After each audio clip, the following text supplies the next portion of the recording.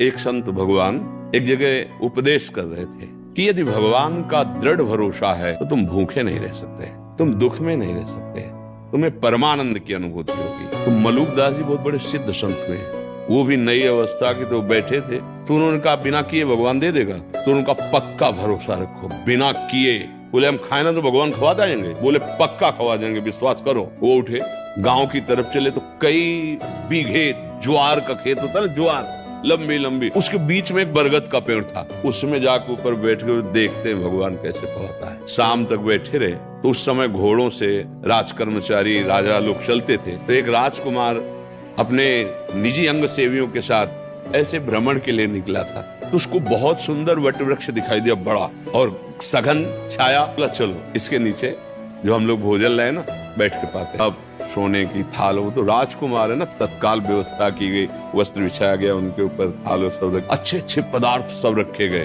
अंगरक्षक खड़े थे। इतने में देखा कुछ घोड़ों की टाप और सुनाई दे रही। तो उन्होंने देखा तो उनका तो 10 लोग हैं।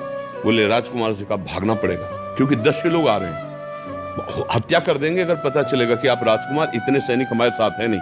भोजन वहीं, थाल वहीं, भाग गए। और वो 10 ही थे। वो लोग आए, भोजन ने सब देखा, बोले हम समझ गए प्लानिंग क्या थी।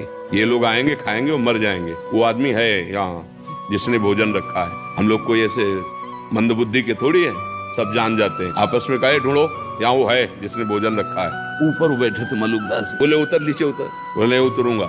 जबरदस्ती 2 चढ़े उतार के लाए। बोले सारा भोजन इसको पवा। हम लोगों को मारना चाहता ना, पूरा भोजन पवा। जबरदस्ती गुलाब जामुन मुंह में, सब पूरा भोजन पवा दिया। वो आनंदित हो रहे, मान गए प्रभु, मान गए, बिना किए जबरदस्ती पवा देते हो।